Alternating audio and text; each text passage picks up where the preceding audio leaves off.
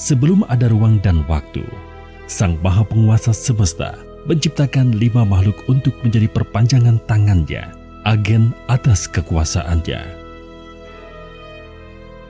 Makhluk yang pertama adalah Ifrit, kekuasaan akan api diberikan kepadanya.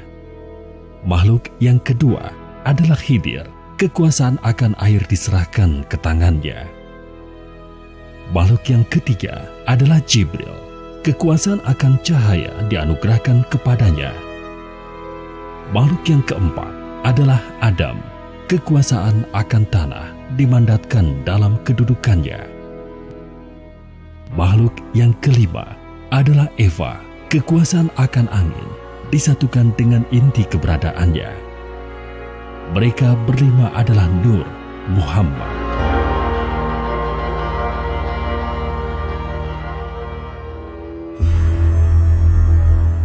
Sang Maha memerintah, kemudian menyampaikan kehendaknya kepada mereka untuk menciptakan sebuah dunia yang berbeda dari alam rohani tempat mereka sekarang berada.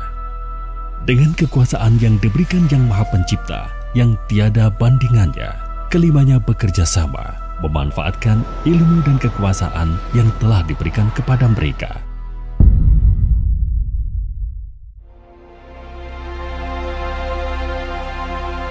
Melalui dentuman dan berbagai macam kekuatan dan kekuasaan, terciptalah kosmos, alam semesta.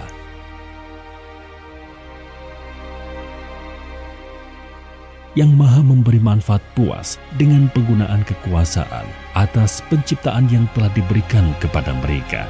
Yang Maha Bijaksana kemudian berpesan, mereka boleh melanjutkan penggunaan akan kekuasaan tersebut, tetapi jangan sekali-kali bermain-main dengan roh, esensi utama yang menyusun eksistensi mereka di alam rohani. Nur Muhammad mendengar dan menerima perintah tersebut.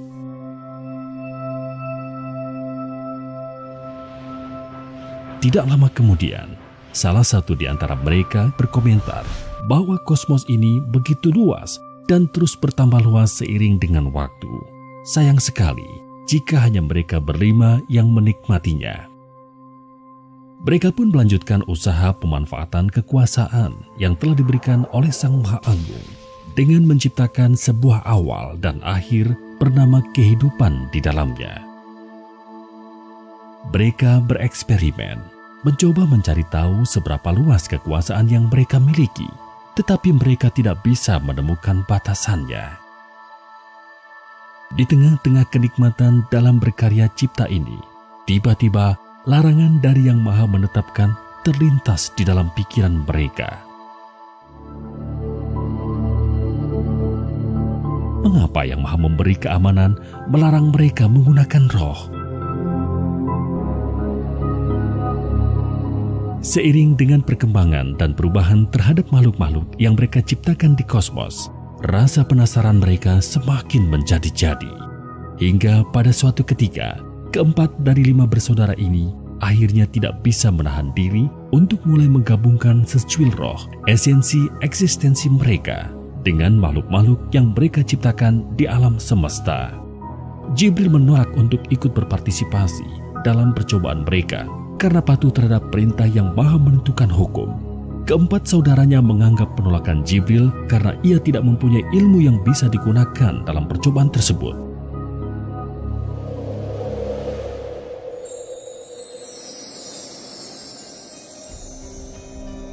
Setelah mencoba, mereka berempat sangat gembira mengetahui kombinasi 2 hal yang berasal dari 2 dunia yang berbeda, menciptakan makhluk-makhluk baru yang unik, berbeda dengan semua makhluk yang pernah mereka ciptakan sebelumnya.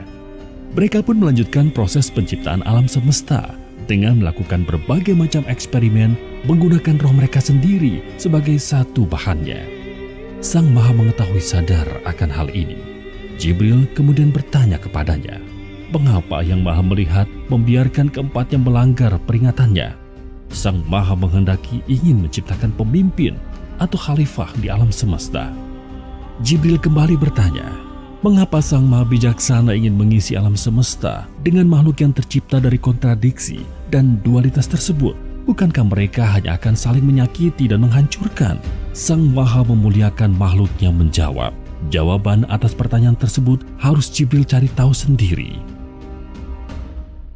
Ketika percobaan yang dilakukan oleh Ifrit, Khidir, Adam dan Eva hampir sempurna untuk menciptakan makhluk yang identik dengan karakteristik mereka, tiba-tiba Yang Maha Tinggi memanggil mereka semua untuk berkumpul, termasuk Jibril.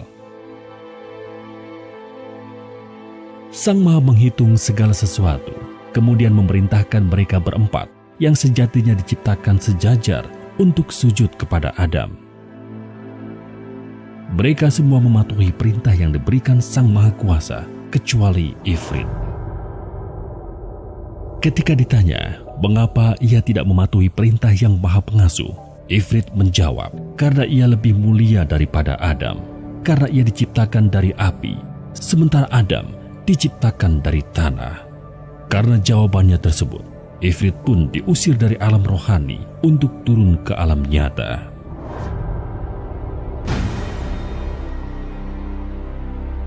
Ifrit diberikan kesempatan untuk membuktikan bahwa ia lebih mulia jika dibandingkan saudara-saudaranya yang lain, dengan mengalami sendiri kehidupan di alam nyata.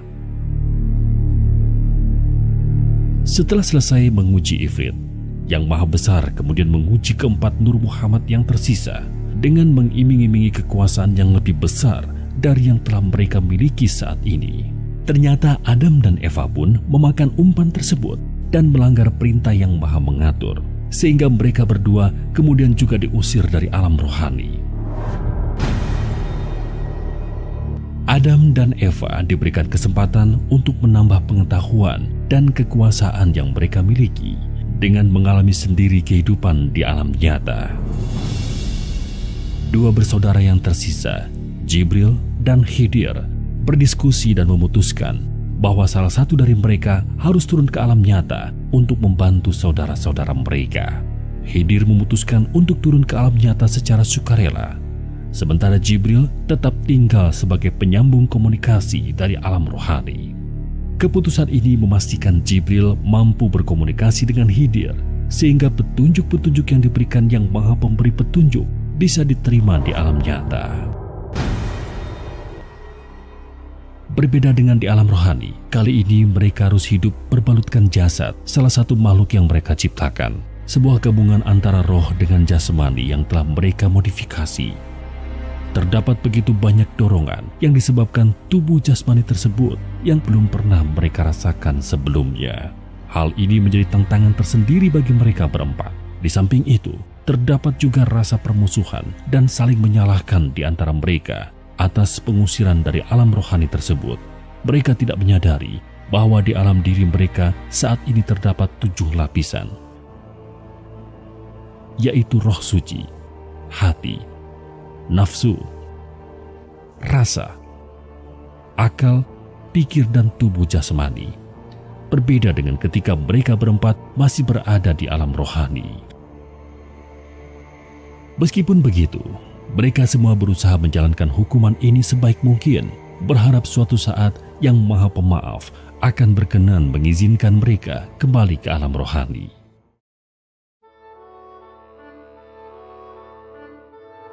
Setelah beberapa waktu, turunlah perintah dari Yang Maha Menyeimbangkan bahwa mereka harus berkembang biak dan mengisi alam nyata dengan anak-anak mereka. Pada awalnya, perintah tersebut tidak menjadi masalah bagi mereka. Secara perlahan-lahan namun pasti, mereka berhasil membimbing anak-anak mereka bagaimana cara bertahan hidup di dunia yang keras.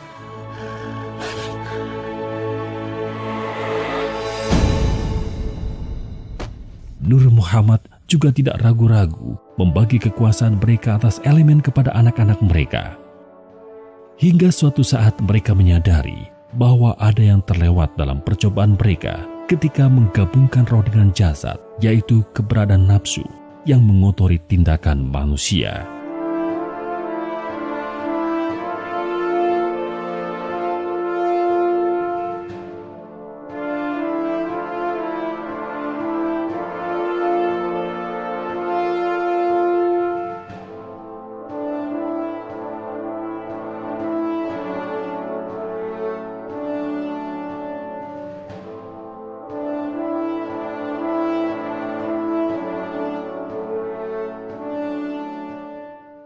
Anak-anak mereka, makhluk yang mereka sebut manusia, memiliki kecenderungan untuk dikendalikan dorongan tubuh jasmani mereka daripada rohnya.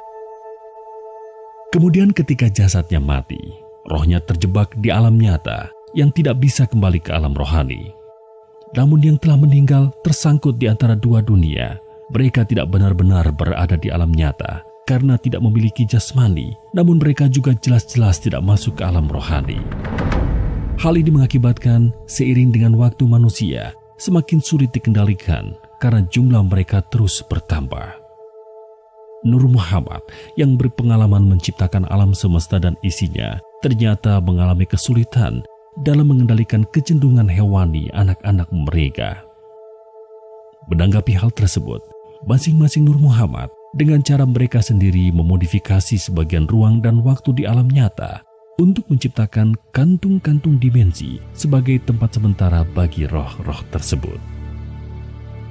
Elysium, Tartarus, Asphodel Field, Valhalla, Hell, Nilfgaard, Sheol, Olam Haba, Heaven, Hell, Paradise, Limbo, Jannah, Jahanam, serta berbagai macam bentuk kehidupan setelah kematian, surga, neraka, sebagai bentuk imbalan atau hukuman, atau tempat lain di antara keduanya, merupakan hasil kekuasaan yang dimiliki Nur Muhammad dalam usahanya mengendalikan roh-roh manusia yang terjebak di alam nyata.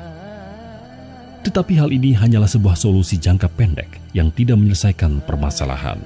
Berbeda dengan Nur Muhammad, manusia tidak memiliki daya yang cukup untuk melihat dengan jelas kekuasaan yang Maha Pencipta dalam segala hal, termasuk keberadaan alam rohani yang sebenarnya. Oleh karena itulah, kantung-kantung dimensi di alam nyata, atau bisa juga disebut alam fana, pada akhirnya seringkali disalahpahami sebagai alam rohani yang sebenarnya.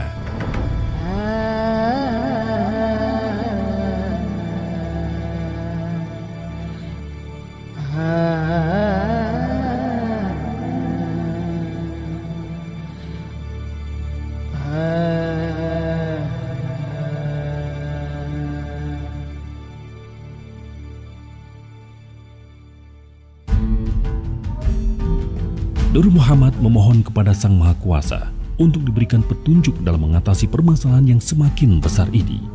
Melalui Jibril yang Maha Memelihara memberikan petunjuk pertama bahwa anak-anak mereka harus diperkenalkan kepada Sang Maha Pencipta. Nur Muhammad pun akhirnya memikirkan berbagai macam cara untuk melakukan hal tersebut. Ifrit menunjukkan kedahsyatan api yang dapat melindungi manusia dari kerasa dunia, sekaligus menghancurkan manusia dalam memperkenalkan kekuasaan yang maha menghidupkan dan maha mematikan. Khidir mengajarkan akan kehidupan yang hanya mungkin terpelihara karena adanya air yang mereka minum, dalam memperkenalkan kebijaksanaan yang maha memelihara. Adam memperlihatkan kemuliaan bumi dan tanah yang mereka injak dalam memperkenalkan keluhuran yang maha pemurah. Eva memberikan pemahaman akan kelembutan sekaligus kekejaman udara yang mereka hirup dalam memperkenalkan keadilan yang maha nyata sekaligus gaib. Usaha memperkenalkan umat manusia kepada Sang Maha Pencipta berlangsung hingga puluhan ribu tahun. Akibat situasi yang menyebabkan mereka diusir dari alam rohani, Nur Muhammad lebih suka bekerja sendiri-sendiri. Di setiap siklus pengenalan akan Yang Maha Pencipta yang mereka lakukan dengan cara mereka sendiri-sendiri, manusia memang menjadi lebih terkontrol karena melihat sosok Nur Muhammad secara langsung. Tetapi begitu waktu berlalu dan ditinggal untuk berusaha sendiri, manusia selalu kembali pada kekacauan dan kerusakan. Bahkan, sebagian justru menyembah Nur Muhammad daripada Yang Maha Kuasa yang sebenarnya. Untuk menghindari pengkultusan tersebut, mereka mulai menggunakan sosok manusia khusus sebagai lewatan dalam menyampaikan ilmu kepada umat manusia. Sosok manusia tersebut sebagian kita kenal dengan sebutan Nabi atau Rasul. Jika satu cara tidak berhasil, maka akan dilakukan modifikasi dan melakukan pendekatan baru. Tidak jarang Nur Muhammad juga harus menekan tombol reset menghancurkan kebudayaan manusia yang dianggap terlalu menyimpang agar bisa memulai proses tersebut dari awal.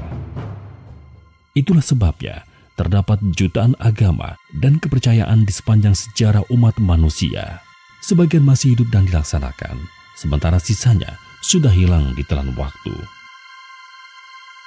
Agama Islam yang dilewatkan melalui Nabi Muhammad, yang kemudian berkembang dalam berbagai versi, merupakan hasil kolaborasi dari Khidir dan Jibril.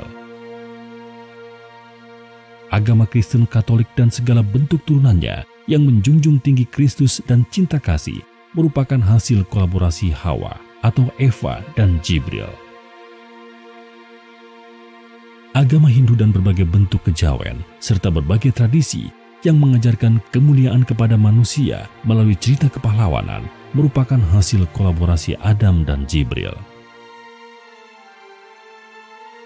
Agama Konfusius, Buddha, dan berbagai ajaran berbau ateisme yang mengajarkan kemuliaan kepada manusia tanpa secara eksplisit harus menyembah dan mengakui keberadaan Sang Pencipta merupakan hasil kolaborasi antara Ifrit dan Jibril. Dalam semua contoh ajaran kebaikan tersebut, Jibril hanyalah berfungsi sebagai kolaborator Nur Muhammad yang ada di alam nyata dalam berhubungan dengan Allah. Setelah melakukan berbagai pendekatan dan usaha yang tidak terhitung, Nur Muhammad tidak pernah berhasil mengantarkan satupun roh anak-anak mereka kembali ke alam rohani.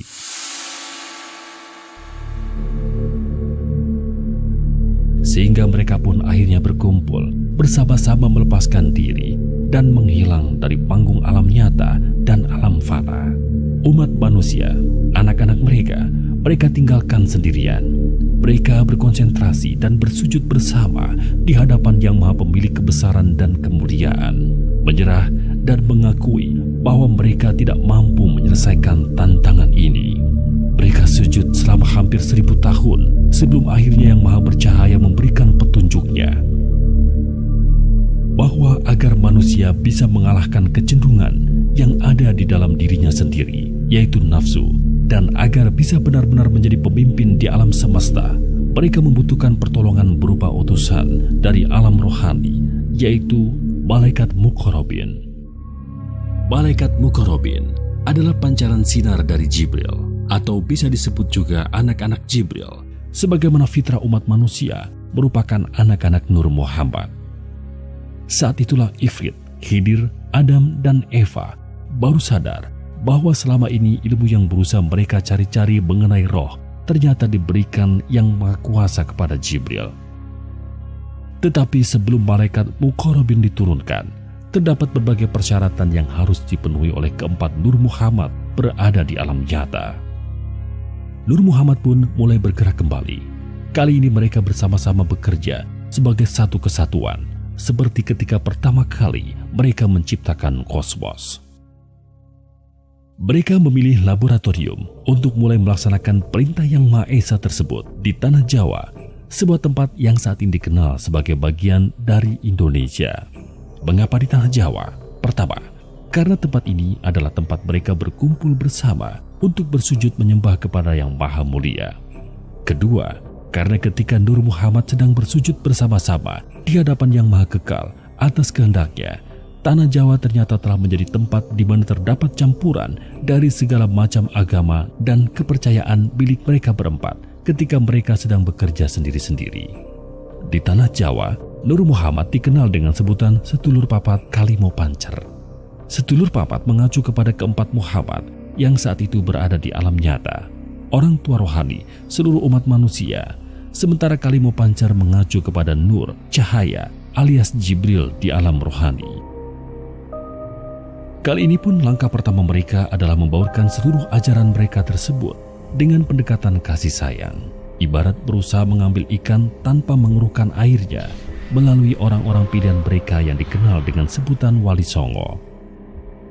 Nur Muhammad membagi tugas utama yang perlu dilakukan menjadi 3. Pertama, Ifrit dan Khidir bertugas mengambil kembali segala bentuk ilmu kesaktian yang terlanjur mereka bagi kepada anak-anak mereka di masa lalu dan sudah dimodifikasi atau dicemari sehingga tidak sesuai dengan tujuan awal semua itu diberikan. Itulah sebabnya Seiring dengan waktu, semakin tipis mistisisme yang ada dalam umat manusia karena sumber energi kesaktian tersebut sebagian besar sudah diambil kembali oleh Ifrit dan Hidir. Kedua, Adam dan Eva bertugas meningkatkan ilmu dan sumber daya yang dimiliki oleh umat manusia dengan pendekatan yang tidak menggunakan ilmu kesaktian, terutama agar tidak melibatkan roh sebagai sumber energinya. Itulah sebabnya beberapa abad terakhir manusia mengalami kemajuan yang pesat di bidang ilmu pengetahuan dan teknologi. Sementara itu, Jibril bertugas mempersiapkan anak-anaknya, malaikat Muqarrabin, agar bisa menjadi rasul sebagai lewatan ilmu kebenaran. Lewatan yang maha memberi manfaat dalam membimbing umat manusia agar bisa menang melawan musuh besarnya, yaitu nafsu yang ada di dalam diri mereka sendiri. Setelah semua persyaratan tersebut dianggap cukup, dimulailah proses pengadilan rohani. Nur Muhammad diperintahkan untuk bersama-sama memproses cukup satu saja individu manusia agar memiliki kualitas tertinggi yang bisa mereka capai dengan tujuan memudahkan malaikat Muqarrabin agar bisa berinteraksi dengan manusia, hidup ataupun mati. Proses pembimbingan secara manual terhadap individu tersebut akan digunakan sebagai standar operasi untuk proses otomatis ketika malaikat Muqarrabin sudah turun nantinya. Dalam kesempatan yang sama, umat manusia didefinisikan, dikategorikan, dan diukur kualitasnya di hadapan yang maha tinggi. Standar yang digunakan adalah keikhlasan seorang manusia dalam menghadapi takdir yang ditetapkan kepadanya di dunia, yang tercermin dalam keputusan-keputusan yang ia ambil di dalam sandiwara kehidupan.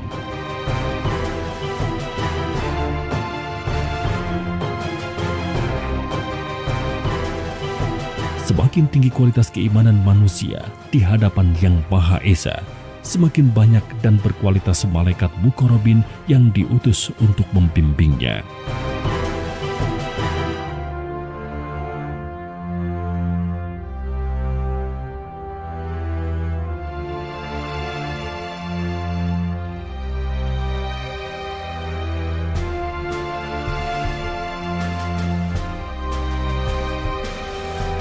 Dari pengadilan rohani, Nur Muhammad mengklasifikasikan tingkat keimanan manusia menjadi 20 tingkatan dengan level 1 tertinggi, sementara level 20 terendah.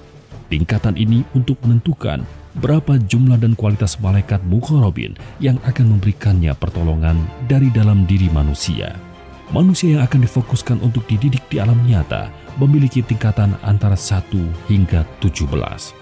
Sementara level 18, 19, dan 20 akan difokuskan pengajarannya di alam fana karena keikhlasan mereka sangatlah rendah jika dibandingkan dengan sisa hidup mereka di alam nyata. Atau dengan kata lain, mereka akan diwafatkan terlebih dulu sebelum memulai proses pengajarannya. Pada tahun 1989, MM Yasin diturunkan. Malaikat ini memiliki keahlian untuk menggiring roh-roh gentayangan di alam nyata agar mereka berhenti mempengaruhi yang masih hidup dalam menghadapi kehidupan yang sudah berat, agar benar-benar terpisah dari yang hidup dan memulai pembelajaran di alam yang khusus disediakan untuk mereka, alam fana. Pada tahun 1999 MM Nurani diturunkan. Malaikat ini bertugas melanjutkan usaha Ifrit dan Hidir dalam mengambil kembali ilmu-ilmu Nur Muhammad yang tidak bermanfaat dan atau telah digunakan oleh manusia untuk hal-hal yang tidak bermanfaat dengan menggunakan pendekatan kasih sayang tanpa adanya pemaksaan. MM Nurani kemudian mengembalikan ilmu-ilmu tersebut kepada Nur Muhammad. Dalam mengerjakan tugasnya, MM Nurani berkolaborasi dengan MM Yasin. Pada tahun 2005, MM Lumah diturunkan. Malaikat ini memiliki keahlian dan kemampuan untuk mengajarkan manusia bagaimana memahami ilmu maksud dan tujuan Allah dalam menguji manusia melalui kehidupan.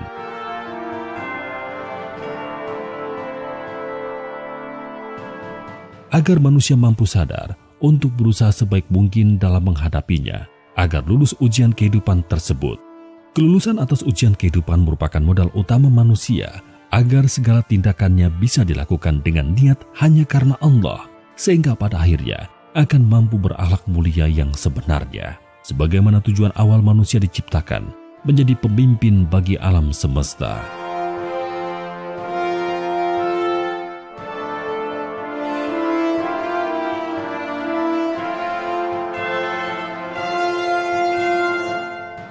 Pada tahun 2016, Syariat diturunkan. Malaikat ini memiliki energi dan keahlian untuk menggerakkan manusia agar mampu hijrah dari kecenderungan untuk berbuat baik dan buruk yang sifatnya relatif di hadapan sesama manusia, menjadi kecenderungan untuk berbuat benar yang sifatnya absolut di hadapan Yang Maha Mulia. Dalam melakukan tugas mereka, Lumah berkolaborasi dengan Syariat.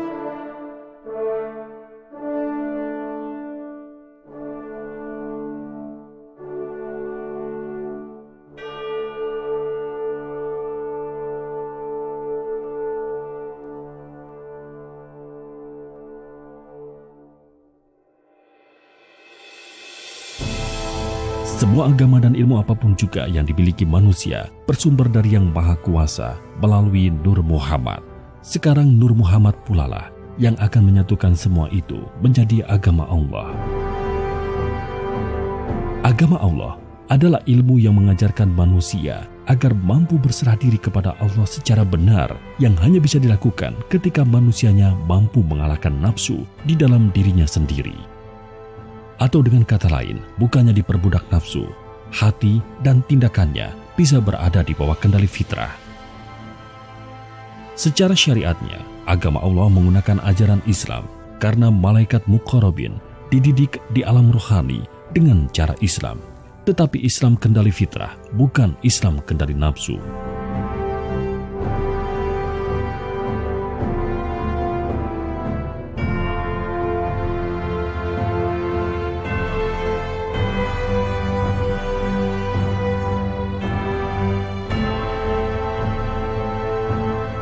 Masa inilah yang sejatinya disebut sebagai masa kejayaan dan kebangkitan Islam, di mana Islam benar-benar menjadi rahmatan lil alamin, rahmat untuk seluruh alam.